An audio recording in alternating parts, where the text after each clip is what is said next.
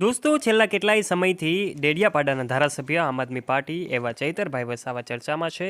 Police દ્વારા એમની ધરપકડ કરવામાં આવી હતી અને ત્યારબાદ લોકોનો જે ઉગ્ર રોષ છે જોવા મળી રહ્યો છે. જ્યાં જુઓ ત્યાં એમના વિડીયો સોશિયલ મીડિયા પર ખૂબ વાયુવેગે ફેલાયેલા જોઈ શકાય છે. એવા સમયે ચૈતરભાઈ વસાવાની ધરપકડ કરવા પાછળનું કારણ હતું એ શું હતું અને આખરે હવે એમના ઉપર જે એફઆઈઆર કરવામાં આવી છે, આખરે આમ આદમી પાર્ટીના ધારાસભ્ય ગોપાલ ઇટાલિયા વિસાવદરના તેઓ પણ પહોંચી ગયા હતા.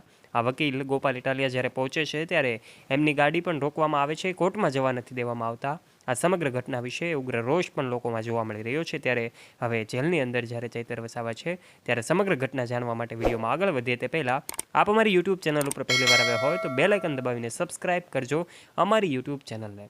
સૌથી પહેલાં વાત કરીએ તો મનરેગા જે કાંઈ પણ એમનું જે કૌભાંડ હતું એવું કહેવામાં આવી રહ્યું હતું, ચૈતર વસાવા દ્વારા એમને પર્દાફાશ કરવામાં આવ્યો હતો.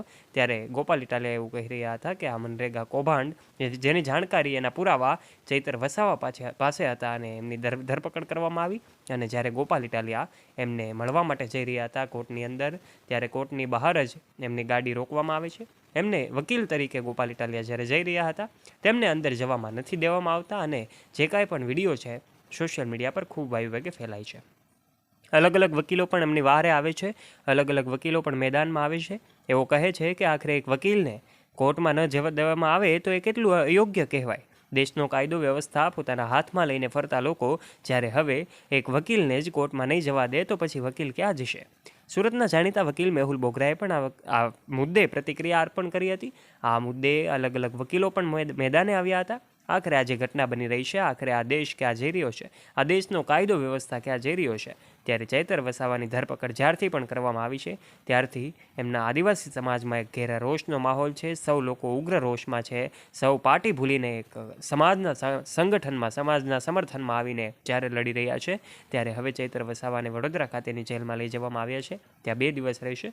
ત્યારબાદની ઘટનાઓ જે છે સોશિયલ મીડિયા પર ખૂબ વાયુવેગે ફેલાઈ રહી છે. ત્યારે આમ આદમી પાર્ટીના વિસાવદરના ધારાસભ્ય ગોપાલ ઇટાલિયા જેઓ વકીલ છે, એક વકીલ તરીકે જ્યારે કોર્ટમાં એમના ડ્રેસમાં જઈ રહ્યા હતા ત્યારે એમને રોકવામાં આવ્યા અને એમની સાથે જે પૂછપરછ કરવામાં આવી ત્યારે ગોપાલ ઇટાલિયા પણ હવે એક્શન મોડમાં આવી ગયા છે.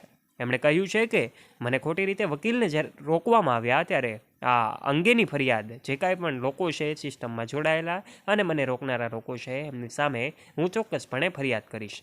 અલગ અલગ 4 થી 5 જગ્યાએ આ ધારાસભ્ય વકીલ ગોપાલ ઇટાલિયાએ જ્યારે ફરિયાદો પણ નોંધાવી છે અને સૌ ઉપર કાયદાકીય એક્શન લેવડાવવા માટે પણ માંગ કરી છે. ત્યારે ચૈતર વસાવાને લઈને જ્યારે ચર્ચાઓ ઉગ્ર થઈ રહી છે, ચર્ચાઓ વાયરલ થઈ રહી છે, એવા સમયે વકીલો પણ એવું કહી રહ્યા છે કે આખરે LLBનો અભ્યાસ કરનારા વિદ્યાર્થીઓ જો કોર્ટમાં નહીં જઈ શકે તો ક્યાં જશે?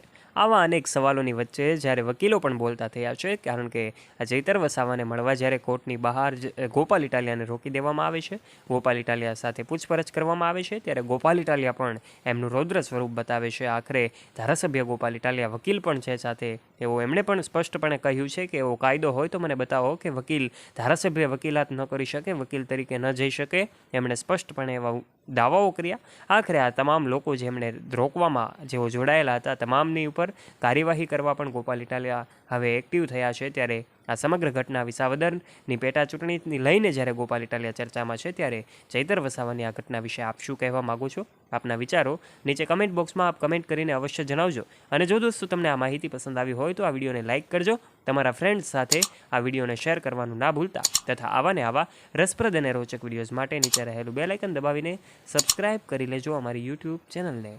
ધન્યવાદ.